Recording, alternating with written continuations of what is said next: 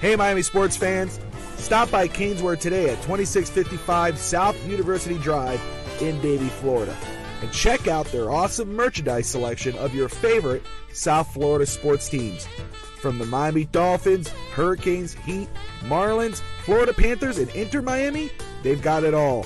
Celebrate your favorite team and show off your fandom with their beautiful team starter jackets, killer-looking helmets, team jerseys, cool shirts, and more. And if you're out of town or out of state, no worries. Go to Caneswear.com and find everything they have on their site. Select what you want, and they will ship your gear to you. Anything over $99 is shipped for free. Don't wait. Stop at Caneswear today.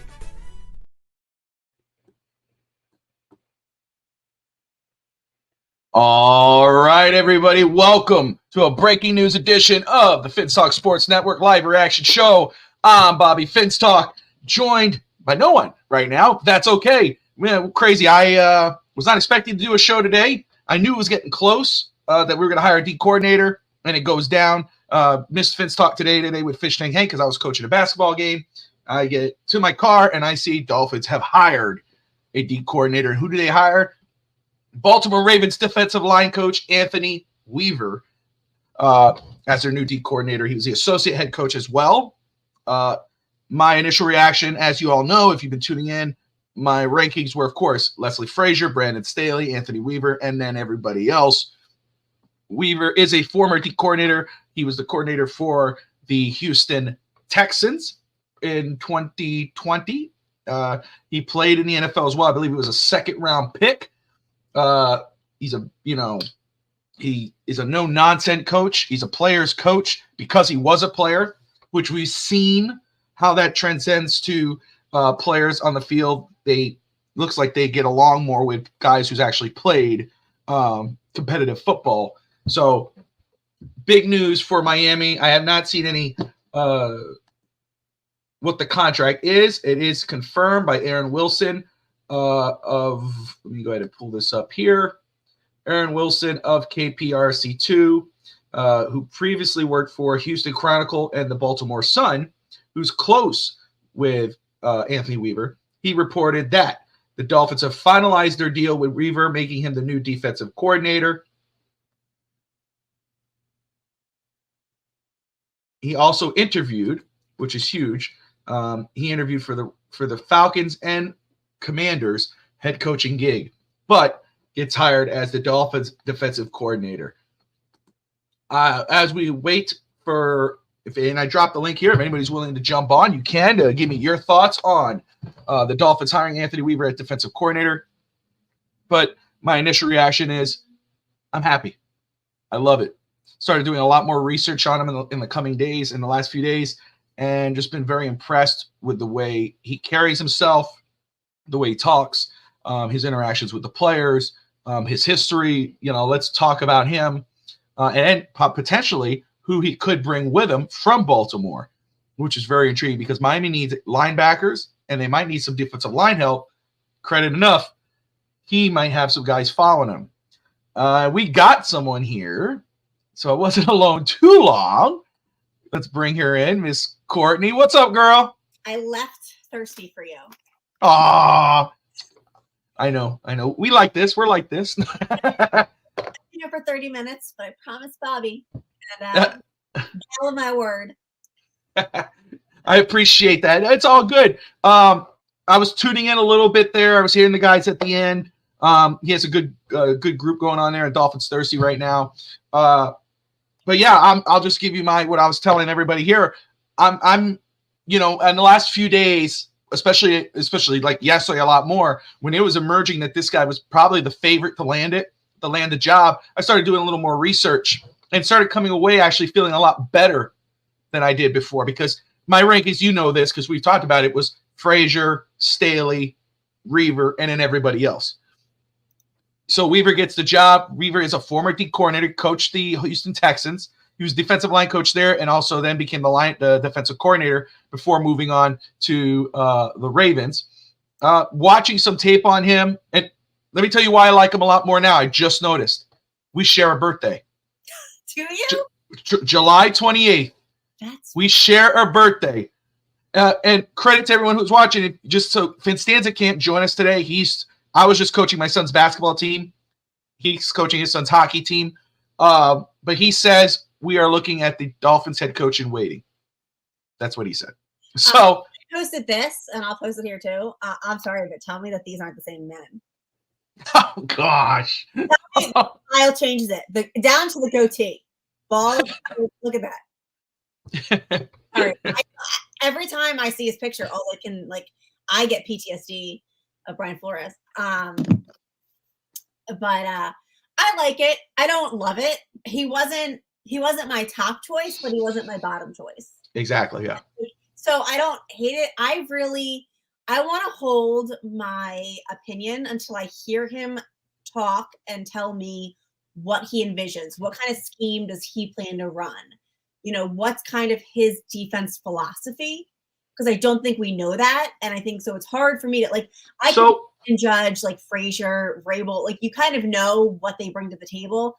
Not sure what he plans to bring to the table, but the Ravens had a top 6 defense last year. They are physical.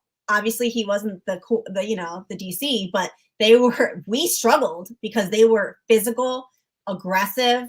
That's kind of what I'm hoping he brings to Miami, because I think that's what we need. We need, me, I'm like a steel curtain, 85 Bears in your face, just kill the quarterback kind of girl. But I don't hate it. I want to reserve it. I think we talked about this with McDaniel being so hands off in the defense and being so new and still learning head coaching. I kind of was hoping for more of a veteran presence on the defense, because I don't know how McDaniel plans to correct the fact that he was extremely hands off last season moving forward. No, I think that's absolutely fair. And I'll tell you, and we'll get to the comments here. For Daniel, Raphael, Stetson, Adam, great to see everyone who's tuning in right now, whether you're watching on Twitch, Twitter, Facebook, YouTube, X, if you want to call it Twitter. Appreciate you all. Don't forget to hit that like and subscribe button if you haven't yet. But I will say before I get to those comments, one of the things you said about getting a chance to sit down and listen to them, that's something I was doing. I love to watch interviews and press conferences, kind of see how they carry themselves. And that's one thing that was really starting to sell me on him, was the way he talked about his philosophy, the way he talked about what a player should do. And then watching him in practice with the players, he's not telling the player, he's not standing there like this, watching the players run into the dummies. He's running in there with them, doing these drills. That's the type of guy he is. Daniel says, I like the hire, but Dolphin fans need to let's give this guy a chance. Patience, Dolphins Nation. For sure. Yeah. I think it's pretty fair to say, let's not jump the gun either way or direction. Let's see what he can do. This defense was top 10 last year. He was coaching in a defense that was top 6. As Courtney has said, I will say his defensive line unit was pretty damn strong. He coached a very good unit in Baltimore. But it is a wait and see. The good thing is I've heard somebody say, oh, it's another coach in training or coordinator in training, on the job training. No, it's not. He's been a defensive coordinator before. He's been a defensive coordinator for a very long time. He's a former player, a second-round pick 52 in the NFL.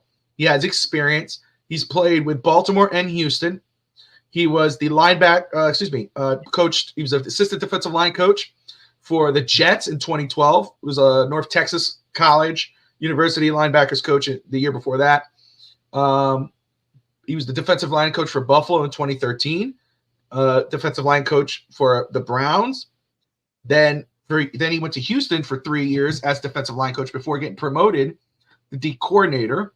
Then after that, he was defensive line coach and D coordinator. Then became the run game coordinator and defensive line coach in Baltimore. And it was the associate head coach, run game coordinator, and defensive line coach from 2022 to present. Now taking the job for in Miami. The one thing I do like is that obviously with the Texans he didn't do well, but that was also the Texans. I like that his specialty seems to be the D-line, and stopping the run. Because if you remember last year, we really struggled stopping the run, especially mobile quarterbacks, and him coming from one of the top mobile quarterbacks, in the league with Lamar. Say what you want about Lamar. I would really hope that maybe he can bring some of that, bring some, of that aggression to us. But he obviously going up against Lamar in practice, I'm hoping he can come to us and be like, okay, here's what we need to do to start stopping this run, start, upgrading these units that we have. I'm glad that we hired him before the draft, because if you remember last year with Fangio, he hated that we drafted Cam Smith and he had no input. So I'm kind of happy that he's coming in ahead of time, right, before free agency, and can kind of, hopefully maybe make this team the personnel that he at least wants with the money that we can do. I feel like if you waited too long and hired after some of those things, he might pull a Fangio and say, oh, well, I wouldn't have drafted him if I would have had some input here. So that's my thoughts, at least. No, I think it's fair. And I could understand some Dolphin fans, being like right now 72 undefeated. Great to see you in here, my man. He's just the way when McDaniel gets fired next year, they can clean house. That's why no one that's good would come here. He's a lame duck hire. I can understand, we're still reeling from last season and whatnot, past season, but this guy interviewed for 2 head coaching jobs. He's very respected in the NFL. He was the associate head coach of one of the number 1 team in football. He was his unit was one of the best performing units in football. Let me just say, a common saying amongst defensive linemen in Baltimore. This is a report from, he was the 8th ranked based off 33rd team, their defensive line. But sacks get stacks. Let's see. They got by December, I believe they were leading the league in 35 sacks through week 9. This unit was one of the top performing units in football, and they did until the end. I mean, we saw what they did to Miami. Go from one of the best to a lame duck. One of the best did not want to be here. He wanted to go to Philly, but they didn't have a job for him. So he took a job, finished it through, and now he's at the job he wanted. Saying that Fangio is one of the best still. 30 years ago, maybe, before they made electric cars, maybe, rolling around in his, I don't know. I don't think any, let me read Steve Malloy's comment, Real Talk Fin Sock host, one of the great guys out there, man. He says, I don't know why, but I like the hire. I'm definitely going to take a wait-and-see approach. Should be an interesting offseason. Absolutely fair. I feel the opposite, Ralph says. It seems like a reach for me. I'm going to wait and see. I hope it's not a 2-year type of deal. Look, let's say right now, the reason why, too, to be more comfortable with this hire is Miami took its time. Yeah. Miami took its time. It threw out a long night. It didn't just say, oh, we're going to go get this guy. We're going to throw a lot of money like they did with Fangio. Throw a lot of money at Brandon Staley or Leslie Frazier, whomever, just so they could come here. No, Miami said, no, we're going to throw out a long net. They took their time. They weren't rushed. They didn't go rushing on to hire somebody or anything of that nature. They took their time, and they found their guy. Now, you could say, oh, but so-and-so, this guy dropped off, and this guy dropped off. And Miami was comfortable with those guys dropping off. Miami wasn't going to be rushed into the process. So that's why I believe Miami, whether you want to believe it or not, I truly believe Miami got the guy they wanted. They liked him. They said, if you sit down and you watch his interviews and whatnot, you come away going, this guy knows what the hell he's talking about. I could see players falling in love with this guy. And they didn't fall in love with Fangio, but not because, oh, he's a player's coach. Not like that. Not, goody two-shoes, as like Steve would say. Coach is coach. He is a coach's coach, but he also was a former player. And if you look, and we got Rob of Dolphins Thirsty joining us just shortly here. I'm so happy that he's coming on. I know he's been busy today, and I appreciate him. He's pulling triple duty. But I just want to say this. We've seen what former players do as coaches. DeMarco Ryans. And I'm not, those are head coaches, but hear me out. Look what DeMarco Ryans did in a short time with the Houston Texans. Look what Mike Vrabel did with the Tennessee Titans the years he was there.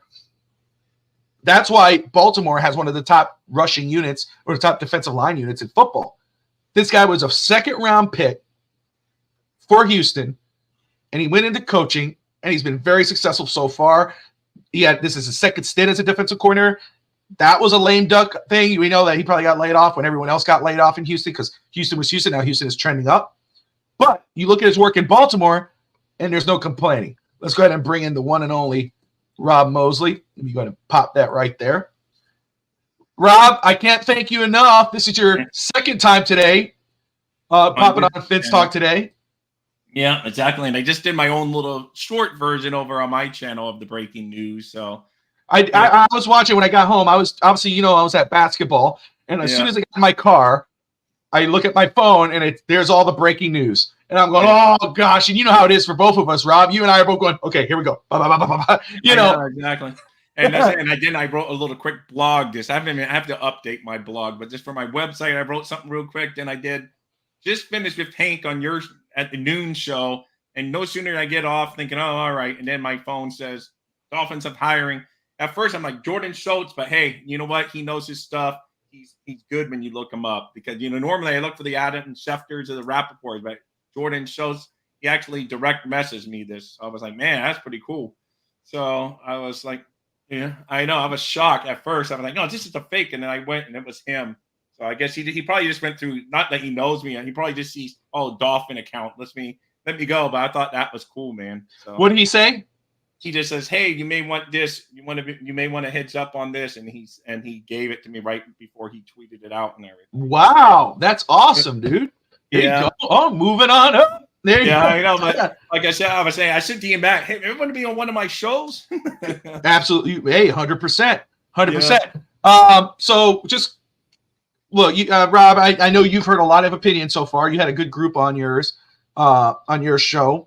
What are your initial thoughts on this? I know, you and I felt the same way. We love that Miami was casting a net. We know that they didn't rush into a hire here.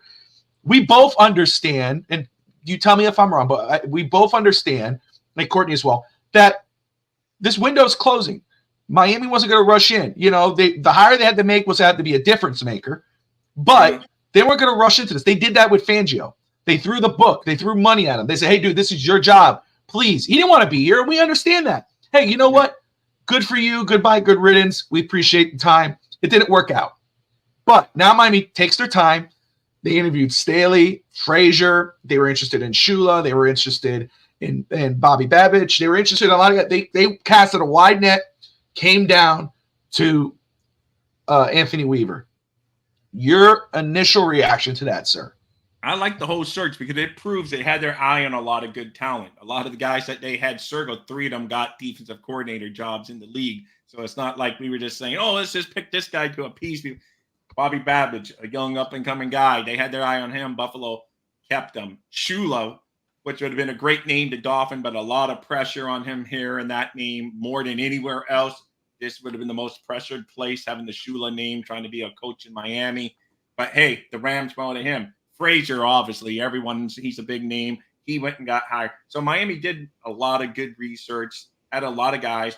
But I like this Weaver guy. In a year from now, like you said, we could be saying, this went south again, But he brings toughness, I think, because the Ravens are known. If you look, the Ravens staff's getting stolen from the defensive side of the football because they bring tough, gritty style football. And you can bring that. If you can bring that into Miami with some of the talent you have, I think it could be a good fit. And if it's true that the Ravens really tried to keep him, but they just couldn't get it done, I like that we made our move and we got him because, they passed him up for DC, but they were still trying to keep him in-house.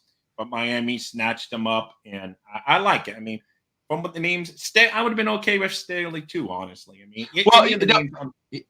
absolutely. The Staley, Frazier, who obviously got a great job with wherever he went. But Seattle. Thank you, Seattle. He was the assistant head coach, and then it was Anthony Weaver. And again, Anthony Weaver player experience. That's something that's going to stand out to me. That second round pick 52 of the 2002 draft.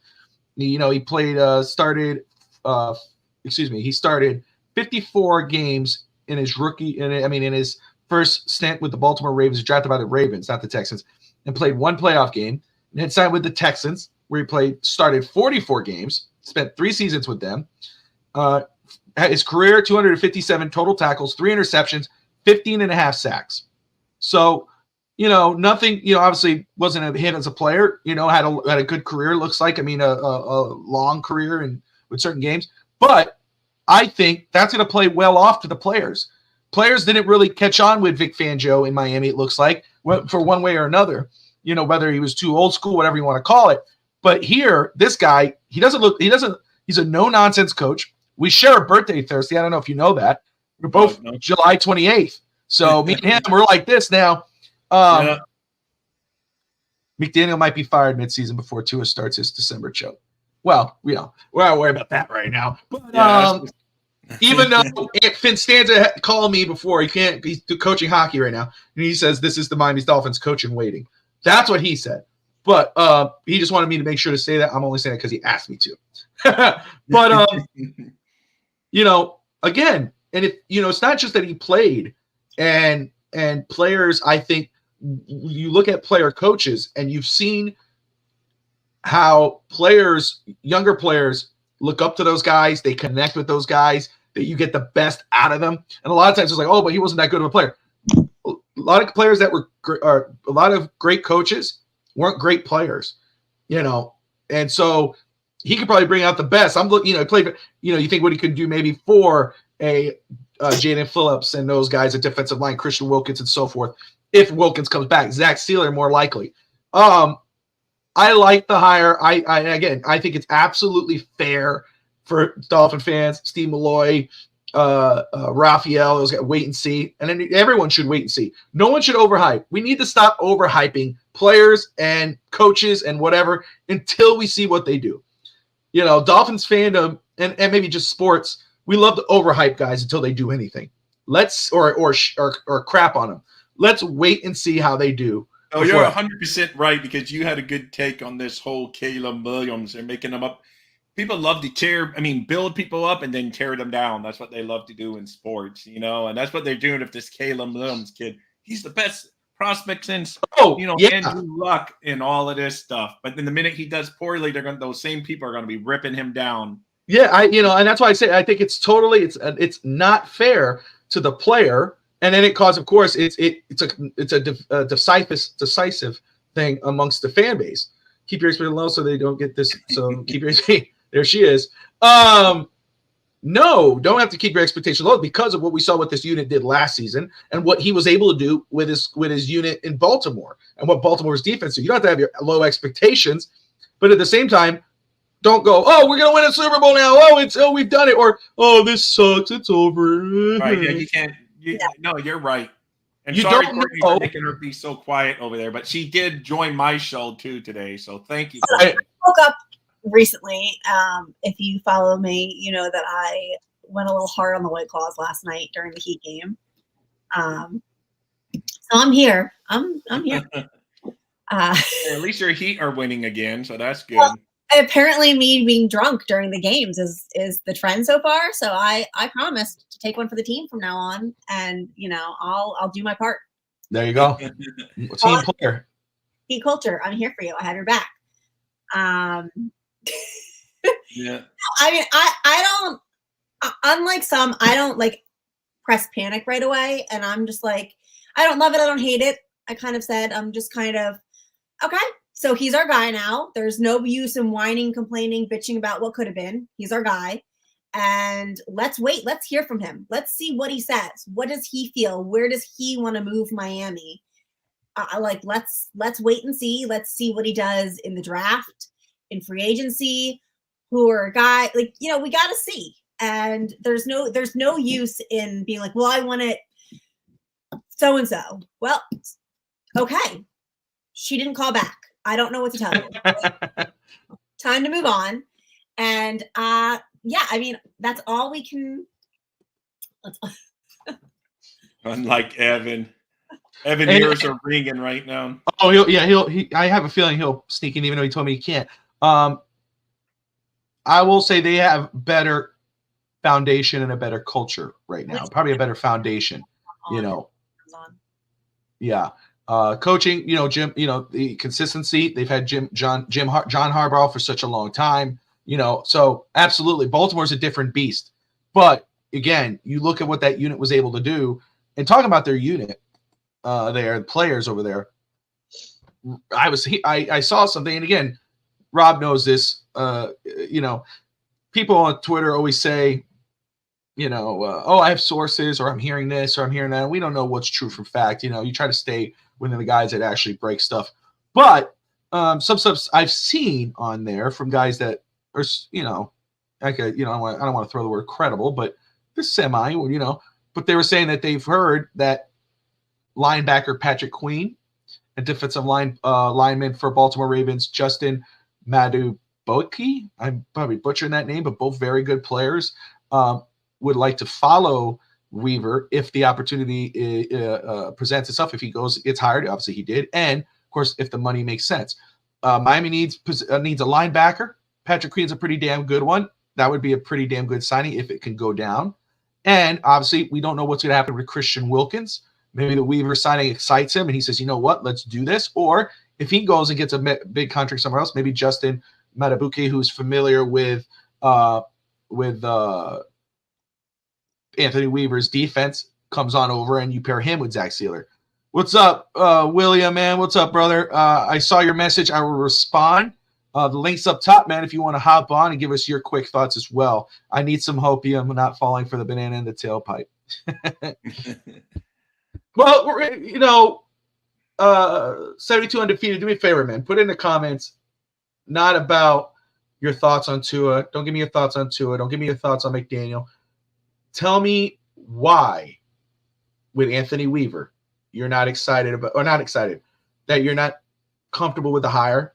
Why, it's going to be the end or whatever it is. Just give me your thoughts, if you don't mind, about Anthony Weaver. What are your initial thoughts on him? And is there anybody you would have made you feel better about the Dolphins coming season? Or it's just like, it didn't matter who they hire. As long as Tua's the quarterback and McDaniel's the coach, it doesn't matter. If that's the case, that's okay. Just let me know what you think about Weaver without mentioning those two guys first.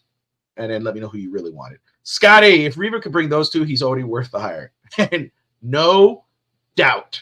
Yeah. No I would doubt. love an upgrade in our linebacker unit. I would love Patrick Queen to be that upgrade. Yeah, but, I know he's probably going to be costly money-wise, but hey, you can dream. You can dream. I mean, they can free up money to bring in a guy for sure, but it's going to do a lot of freeing up of money to bring him in and try to keep some of our guys. So I think but it can be done, like Bobby says. It's always flexible, the cap, but it's gonna, it is what it is. But man, that would be a home run for sure. That'd be a home run off season again, which we did a lot of home run off seasons. Doesn't always translate to postseason wins, but off season, man, we are awesome. Go ahead, Gordy. What were you saying? I forget. No, okay. He was saying something about Patrick Queen. I just said that was our weakest unit, I think, on defense was the linebacking core. And so I would think that would be an upgrade. And I would love to see somebody like, Hey, Courtney, Thursday. How you doing, guys? Thanks for inviting me on. What's up, Will? How you doing, brother? Good. Like I was telling you guys earlier, I just got back from tutoring some students over at my school, man. So busy day, and what a nice surprise.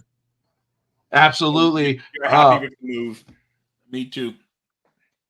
Talk about it, Will. What are you thinking about this hire? I like the hire. I always, I was actually telling my colleagues at work that if we don't get any of the guys named, two franchises I'd like to get one of their coaches from would be the 49ers or the Baltimore Ravens, based upon their success with the defensive line. So I do like this hire. As I mentioned on Thursday earlier on his show, and of course with Dahl's show as well, I do think we need to be patient, because as a fan base, we get upset if we give big plays because, again, you go from position coach to now full-time play caller. So I think we have to understand there may be some growing pains, at least at the beginning of the season, with Anthony Weaver's play calling. But I do think that we're going to see a much different style than what we saw with Vic Fangio, which makes Courtney happy. And because we're going to see a bit more of the aggression and blitzing, and a bit more of the changing of coverage and so on that we see with a much more younger modern coaches. Also what we saw with what the Ravens brought to their team this season, which made them successful on defense. So do you think there's any chance that Ramsey actually gets to shadow a team's best receiver on a regular basis? I think so. I do. Especially the problem with Vic is has been mentioned several times, a bit old school in the sense of communicating with his players. I do think in terms of the hiring practice, what they wanted to do with this hire is that they wanted somebody that could be old school in terms of what they're in terms of how they operate, in terms of physicality on the football field, but that can communicate with players as well and listen to them and their concerns and whatnot, and what they feel they can be successful at. So I do think if Jalen Ramsey, who's obviously your best cover guy, without a debate, wants to shadow a team's best receiver, that's exactly what they're going to make happen. Yeah, that's what I'm hoping for. And let me just say, 72 undefeated responded players who were soft with Vic. They tells me they aren't all about football and getting better. All right. Is there anyone that the Dolphins could have hired that make you feel better about their situation next year? Daniel says build through the draft. Absolutely. But the Dolphins have a first, second, a fifth, 2/5, or 1/5, a 2/6, I think, and a 7. So something like that. Yeah, that's what it is. So Miami doesn't really. Yeah, Miami doesn't have a plethora of picks, Daniel. But you know how. Yeah, I'm with you, man. If they could move down or gain a couple extra picks, trading Howard, etc., they could add a couple picks there. Yeah. We'll see. Franklin, what's up? Good afternoon. Don't try to slide that by me like I didn't hear you say I know. I said it fast and we kept moving. I didn't want you to. Somebody else just tagged me in a post of Xavier Howard at a Houston Rockets game last night. And I'm sitting here like, is he trying to make me jealous? Slide that past me. I would trade our entire team for Xavier Howard, but that's just me personally being an unhinged female. Yeah. Courtney, I love you, but Howard's got to go. It's time. I feel the same way about you. No, you don't. That's awesome. But no, listen, I know you guys were talking about it a little earlier, and Rob just alluded to it. I don't have it in front of me anymore. Well, maybe. No, I don't. About how the cap situation, because we all know, cap is cap, but every year, you're like, holy crap, Dolphins are negative $50 million over the cap, or they're over $50 million in cap. Miami does some restructures, trades, cuts, whatever. They get themselves $40+ million over the cap. Now, we say re-sign some of the guys. Van Ginkel's one I would re-sign. I think he's important. Yeah. I think he would be great. If you put him in a Baltimore Ravens defense, Anthony Weaver just came from there. He's going to stand out. I think he continues to stand out. Christian Wilkins, again, I think Miami gave him the offer. I think Miami's comfortable with their offer. They say, hey, man, here it is. It's comfortable. We're comfortable with it. We think you're worth this. He says, you know what? I think I'm worth more. They said, okay, you've earned the right. As Chris Guerrero said, go test free agency. Go see if you can get more.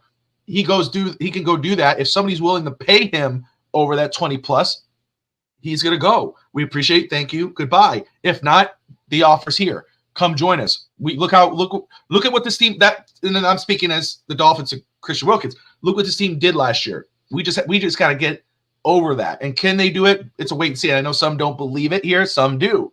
But those are some of the guys that Miami might have to resign. But at the same time, there's some players that you can't build through the draft. The linebacker unit right now, Monday night, we're going to be focused on linebackers, Scotty, for On the Clock.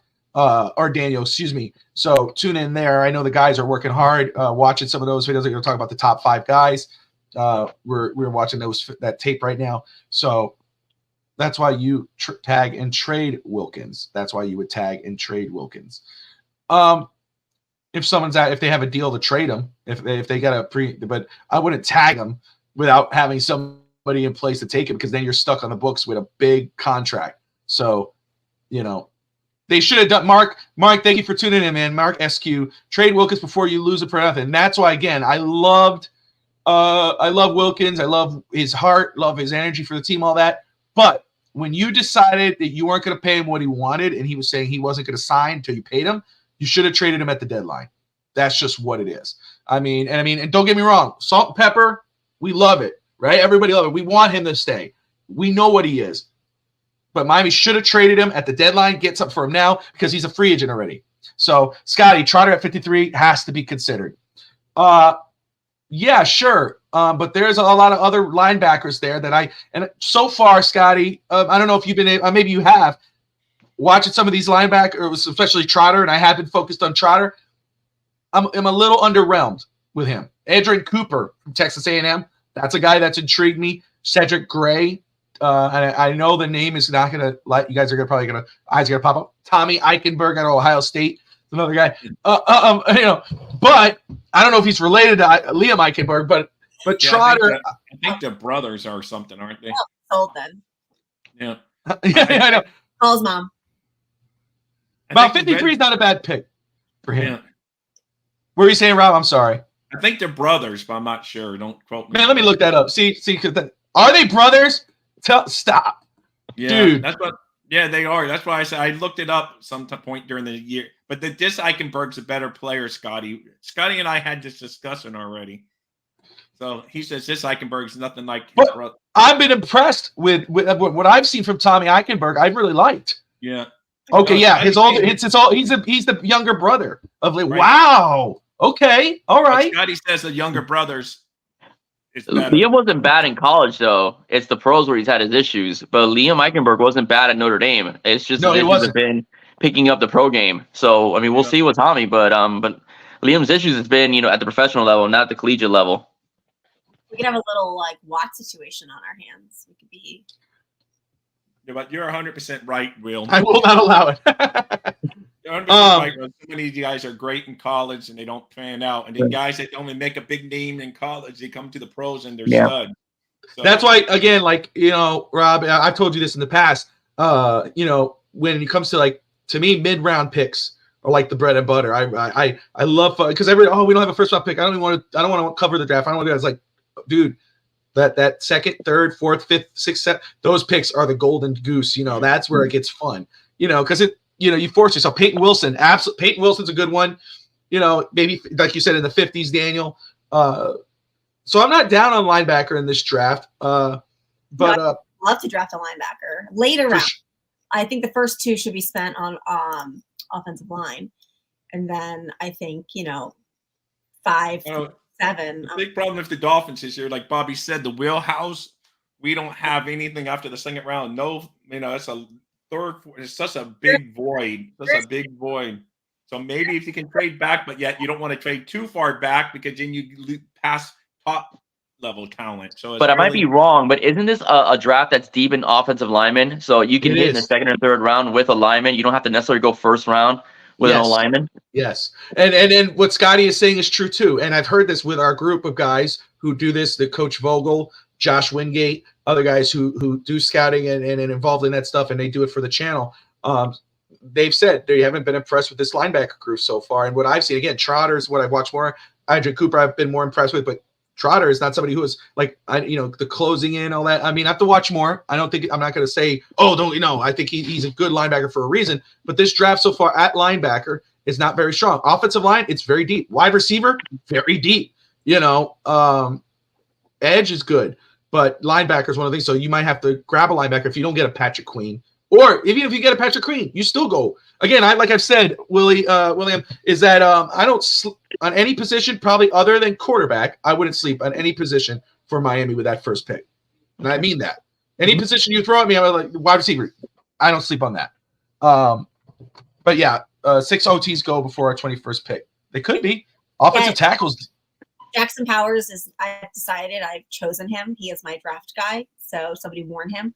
Well, Daniel agrees with you. So if we don't get him, I'll riot. Well, it's early in the process. He's just It's very early, and fans do this. And don't get me wrong. It was funny because before episode 1, we started talking about Jackson Powers, Josh Wingate, who's is Cowboys fan, but his wife's a Dolphin, but he does scouting. He was telling me before anybody had said anything, he's like, Bobby, you got to watch more Jackson Powers. This guy is he compared him to Jason Kelsey. Yes, thank you, Rob. And he was, and ever since I started watching, I'm like, holy crap! And now it blows up, But we always hype on one player, and then when the Dolphins go get another guy, you're like, this guy sucks. It's like, give him time, bro. Everyone was hyping on Darnell Washington last year. Darnell Washington. And then, don't bring that up. Don't do that to me, Rob. You know better. I was that guy. Hey, I was that guy too. I did a whole episode on him. So did I. I'm like, and let me just say, never. I don't think there's been a draft yet in my lifetime that the Dolphins have chosen the man that I wanted them to choose ever. It's never happened. It's happened twice with me with the Miami Heat. Not with the Dolphins so far that I could really remember. Yeah, no. So somebody let this poor kid know that he is mine. He's not like obviously my Xavier, but he is my draft choice. But yeah, no, the Dolphins are going to go do something stupid, like get a receiver at 21, or knowing Greer. That's not stupid. That's not stupid. 20, no. Oh, cool. So let's get a receiver with no line to protect for Tua to throw to. That's a smart move. Okay, Courtney, what about a tight end that could block and catch receptions? If our first 2 picks are not on either defense or offensive line, I will blow the building up. Not really. Courtney has your strong take. So. Wait, hold on. Courtney, do your disclaimer. Justin Guys, Joe. we call her the pit bull of the network. Yeah. She bites. No, she barks louder than she bites. I promise. I back it up. Okay. Let it go, yeah. Yeah. The hell was I gonna say here, Courtney? Distracting. Or insults. I don't know. What are you gonna I know. It's just for safeties coach because we lost our safeties coach. So I don't know whether or not we will bring in. You're gonna let him bring in his own staff. I think that's probably part of the deal. Oh, you have to. You got to let him do it. Who wants to be key and then just be like, yeah. And I will say this: Utah Fins fan says that's what I was gonna say about the offensive line, because Utah Fins fan says we have 3 solid starters on offensive line again, and William just said it too. This draft is deep at offensive line, So if you don't get a guy in the first round, you could get a guy, second. You get a guy in the 5th, and again, don't forget there are players on this team that won't be here that are currently signed. They're going to be moved 25. That you get a 2nd or 3rd round pick, and you can still, Monday. Did you forget that? Did you forget that, Bob? What'd you say? Your wife was on Monday. Did you forget about that? You want to keep talking? Is it Monday or Tuesday? I thought it was Tuesday. Pretty sure it was Monday. It's gonna be whatever day that me and her decide. But you may become a topic now if you want to keep up the Xavier slander.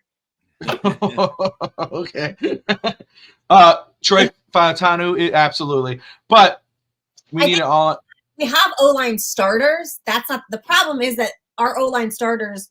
I can't trust to keep through the season, and we don't have anybody waiting in the wings. So that's why I think O-line's a struggle, because we need solid young talent that could either start on the O-line or that we're building up so that when one of these starters inevitably goes down, you know who I'm looking at, Terrell Armstead,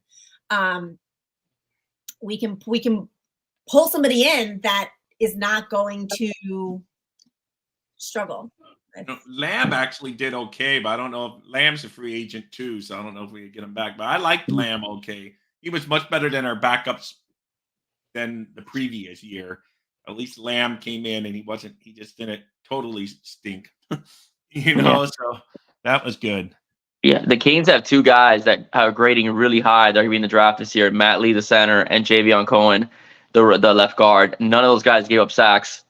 I think their entire collegiate career. So that's what I'm saying about the deepness of this draft. You got 2 guys from one school alone that can go anywhere and play at any position on the offensive line. No, you're absolutely right. And that's what's great about this draft class. And again, you were just, Courtney was saying, starters, sure.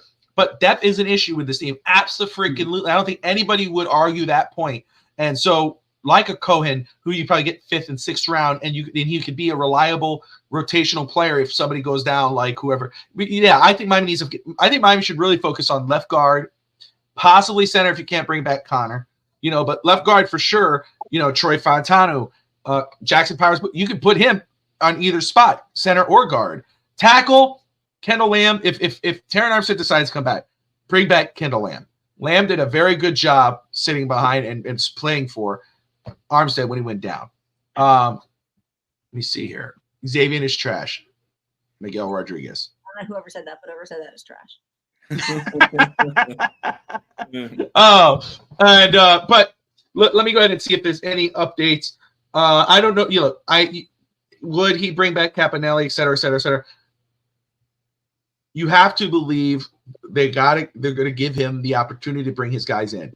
They are not waiting like they did with Vic Fangio. They're not going to wait and then just say, okay, here, use this unit. No, They got him early. The season is about to end with the Super Bowl next week.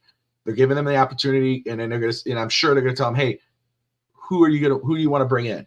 And he might poach some guys from Baltimore, even though Baltimore's been pretty poached. But there might be some guys he poaches, and maybe even from Houston because he's from there. Let's see here. I feel bad for Baltimore too, because like they're coming off of the AFC Championship and they're coming in and their coaching staff is gone. So you gotta feel for them a little bit, what they're gonna end up doing over there. Let me see. I don't want to miss anything. See if there's any kind of updates. And then Mike Brown. Actually, let me see. Let me see if I can get Mike Brown on here. He did tell me that he would like to, that he would come on if. Let's see. Courtney, you made a good point. According to Daniel, he says good point about depth. JP can play guard or center. Can't have Eichenberg at center. I like guys that are versatile that you could pop in where needed, and that you trust. But yeah, I do worry, especially because I haven't seen us upgrade our strength and conditioning staff yet, which I think some of those injuries, it could have been helped if, I don't know what's going on with this time. I've never seen a team decimated by so many injuries. I know it's a physical sport, but I got to believe that maybe our conditioning coaches need to be upgraded.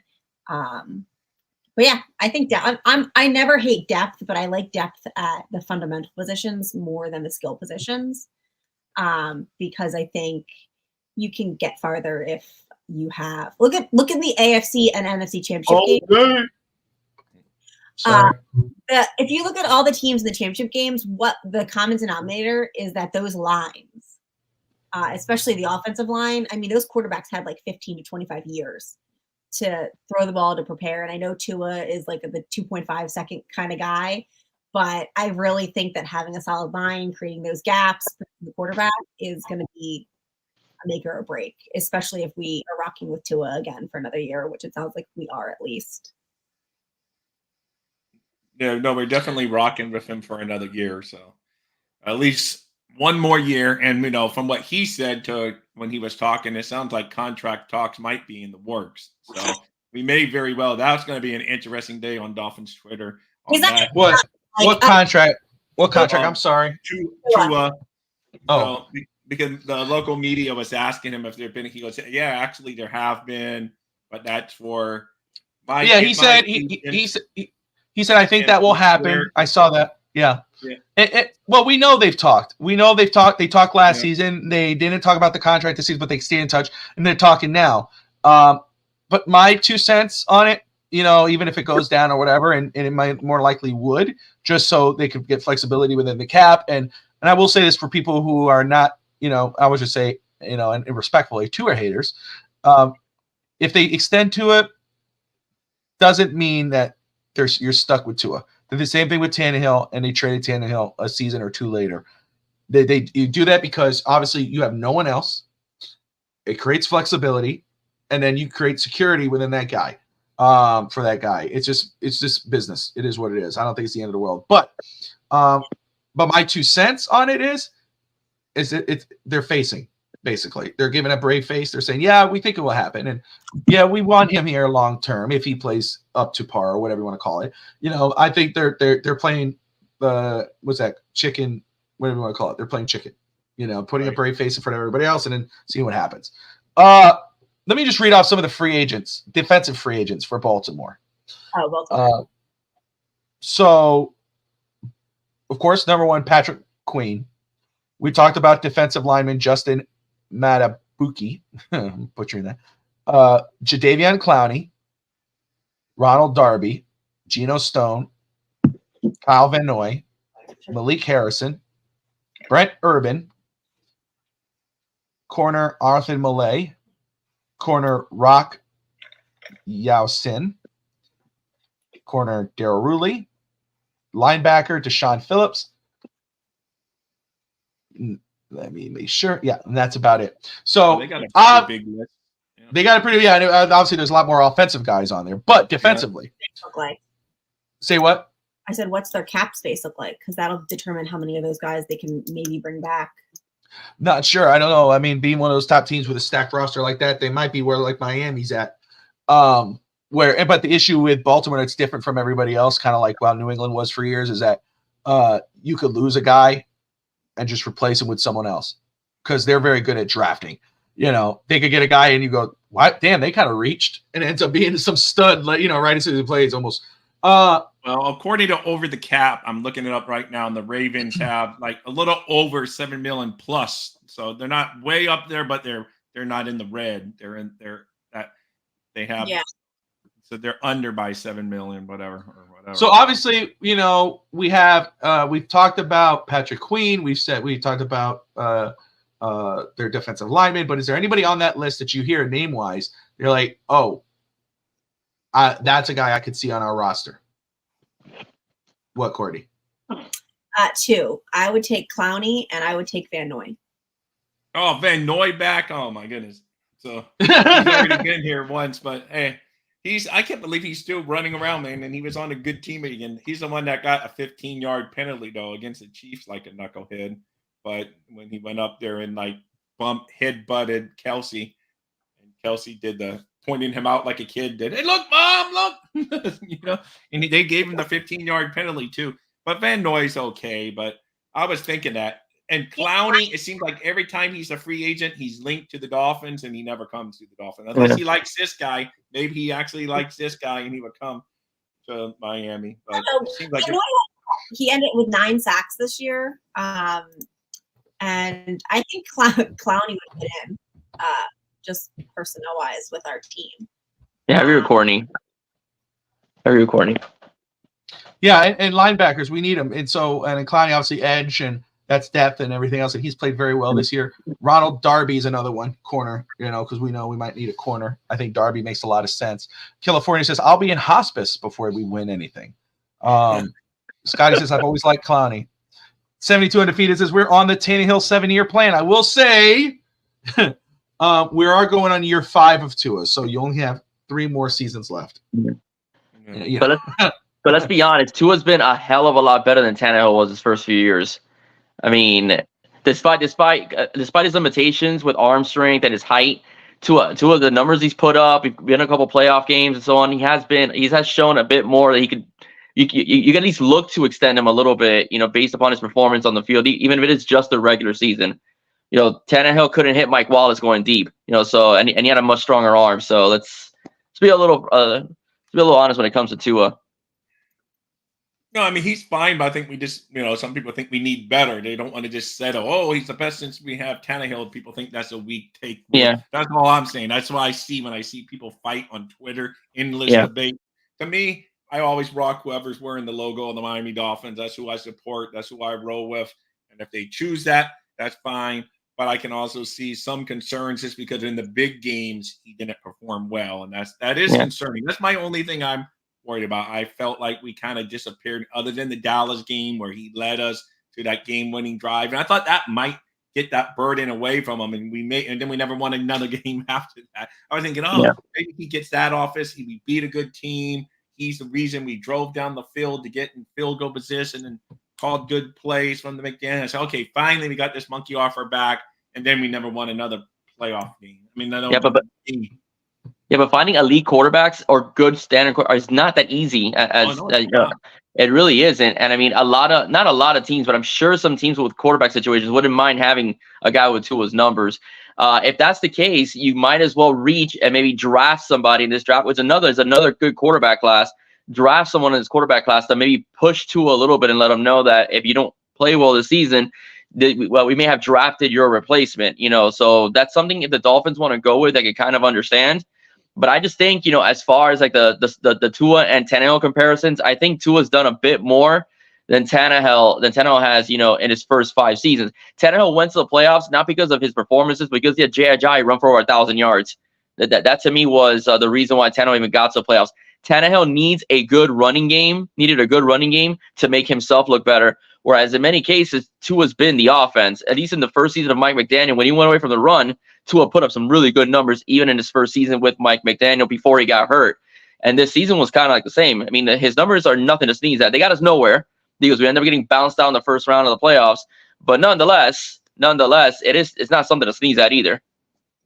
Yeah, Chuck, I agree with you on there. Yeah, I don't want to make about two or nothing like that. I will give a little respect to Tannehill. I don't think he was treated fairly. I know we all talk about how Tua was treated with Flores, but Tua had Joe Philbin and Adam Gase, and that's true. And if you look at Tannehill's numbers in the first 4 years, I mean, he was right there in regards of numbers, stat wise, he's right there with Peyton Manning and Dan Marino and so forth. And of course, the injury killed him and all that. I get what you're saying, but we'll leave that debate for another day. Okay, I'm sorry. No, you're good. No, you're golden. No, because I see people starting to go debate in the comments. So I'm kind of like, no, we'll debate that for another. But in regard to this defense, we saw what this defense was last year. They were in the mid-20s.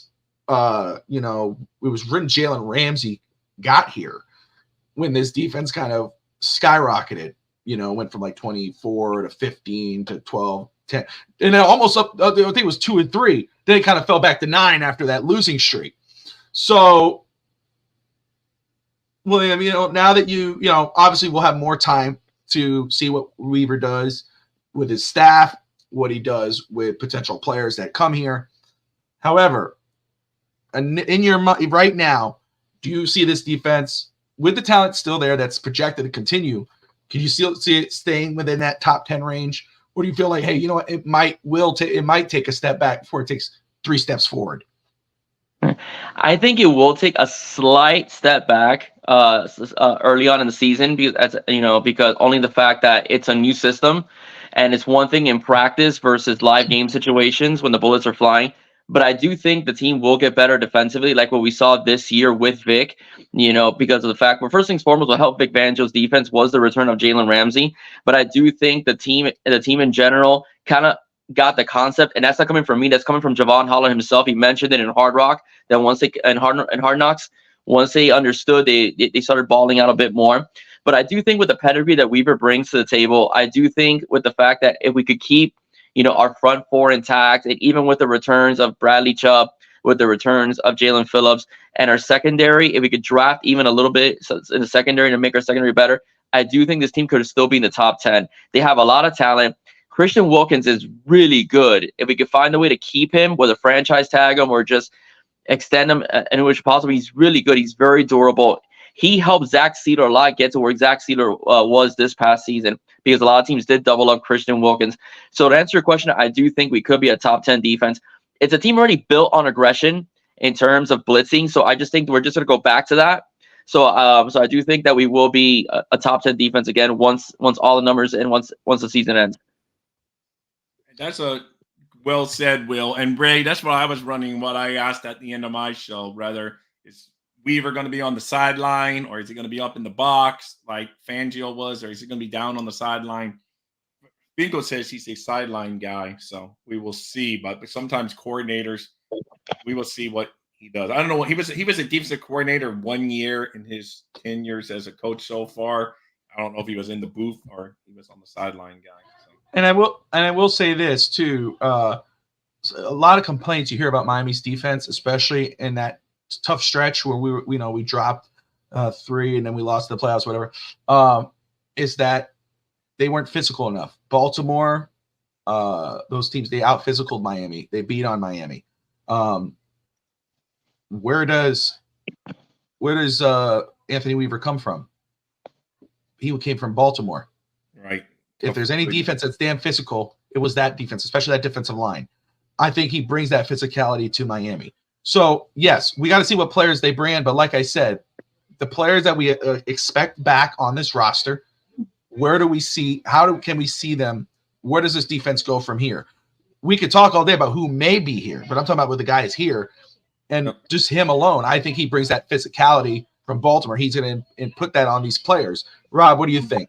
No, you're right. And then remember, keep in mind, too, Phillips, we don't know what he's going to come back at coming off an Achilles, when he's going to be up to par running like he was. Chubb's not going to be for pretty much into the season, suffering his ACL late in this past season. So, there's going to be a lot of things for the defense that might actually be a little bit step back if we're being fair. So that's why the draft you may have to draft defense or sign someone in free agency because we don't know with our edge guy. So, it's a lot of stuff to ponder, especially with two of our main guys, injury status unknown. They're saying Phillips maybe by September, but they're saying, Chubb may not be back until November or December into the season, and then we don't meet up there 100%. I just love some of the comments sometimes, the ones that pop up on here. We need more safe spaces for these players too, and need to share his mirror. It's like, come on. God bless you guys, man. I'll tell you. But I appreciate everyone watching right now. I really do. Whatever side you stand on, really taking your time to watch the show. Ray, Scotty, Undefeated, Hunter, Kevin, on and on and on. I really appreciate California. Everyone watching, Twitter, X, Facebook, Twitch, YouTube. We appreciate you. If you're on anything other than YouTube, do me a favor, hop on over here, hit that like and subscribe button, then hop over to Dolphins Thirsty. He's over 600 subs now. Let's get him to 700. Then go over to 305 Sports Now, right? Am I saying that right? Yes, sir. Subscribe there with William. Thank you. Great content all around. And William, I watched part of your show yesterday, and I forgot who was on there with you. But one of the things you guys said, I think Rob and I roll that, you were talking about people going on at the same time and people, working together. And you spoke truth to power, man, because me and Rob have talked about that in the past. This whole stupid competition thing where everybody coming on, I really enjoy. I wanted to tell you that. I'm glad. I was going to tell you either way when eventually I got on with you, but that's something I really enjoy. And Rob, today, when I said, I'm going to do the show, and he's like, oh crap, I'm doing one at 1:30. I was like, oh dude, just stay on. Don't worry about it. I can get after show. We could, no big deal. And it's so true, and it's all about support and working together and building this community of content people. And I appreciate everything you said. And I'm happy that you're finally on here. Hopefully it's not the last time, because I think you're great. And we got to go. And I know you sent me something, and we're going to figure that out. Maybe Thursday might be a good day. We'll figure it out, though. Okay. Get on your show, man. But Courtney, any final thoughts? I want to take credit for this. It may not be me, but I'm taking credit for the brotherly love between all of you. Oh. Hey, Will, do you like baseball at all? I do, man, but I'll be very honest with you. When I got married and had my child, I've kind of backed off a bit on baseball. It's just it's a lot of sports to keep track of. I know. I only do football and baseball. That's it. But we're going to be doing a baseball show on this network, Finn's Talk Sports Network, 10 a.m. Yeah, I saw that. Congratulations to you guys. I saw that. Yeah, I'm actually a Marlins fan, but I'm also a Yankee fan as well. So I try to keep track of both teams as much as I can. Oh, yeah, but I do like the Red Sox. I know you are. I know. That's my goal eventually, is to get a Marlins show on the network. That's what I want to do. We got the Major League Baseball, which is on deck, and it premieres February 9th at 10 a.m. Fridays. I'm excited. Rob Mosley with Russell Morgan talking Major League Baseball training camp. Yeah, I gotta get in contact with Russell somehow. If you can get us so we can. He's on Instagram. He doesn't do Twitter. Okay. But I will get his info and connect with you. That's why I said, obviously, what's great is obviously you have access to everything. So I just set everything up and then you just roll with it. Okay. But I'm excited about that. So baseball fans, baseball's around the corner, spring training. Don't forget, set your calendars, your reminders for the premiere episode of On Deck, Russell Morgan, Rob Mosley, live Friday, November 9th. They're talking Braves. They're talking Yankees. They're talking Red Sox. They're talking Marlins. They're talking Astros. They're talking it all. Yeah, I've been reading up on these teams because normally I'm like I am with the Dolphins. I know the Red Sox and I know the Dolphins. And I say, oh, this is baseball in general. I'm asking my son, name me the top 10 second baseman right now, shortstop. So he's been going over. Oh, he's prepared. Now we know what I'm talking about. Yes, yeah. I'm working overtime with everything. I'm very excited. I'm getting the logos, the transitions. I'm getting you know how it is. So I'm excited about that. But everyone, thank you all for tuning in. We appreciate you. The Miami Dolphins have their defensive coordinator. Now we're going to see who stays, who goes. Capinelli, he was up for the D coordinator job. Does he dip? Is that a big deal or not? I ain't worried about it. But that's just me. But that's a conversation for another day. Until then, we appreciate you. Like, subscribe. Most importantly, as always, fins up. Miami Dolphin fan, Let me ask you something. You love the Dolphins? You think they are the greatest football team? How about the greatest show on surf? If you answered yes to any or all of these questions, then fins up and surfs up to the greatest show on surf.shop today. Celebrate the most explosive offense in the NFL with this awesome exclusive merch. From jackets, hats, shirts, and more, they have it all. Use promo code FINSTALK and save 15% on your order. Show off your fandom. Don't wait. Go to thegreatestshowonsurf.shop today.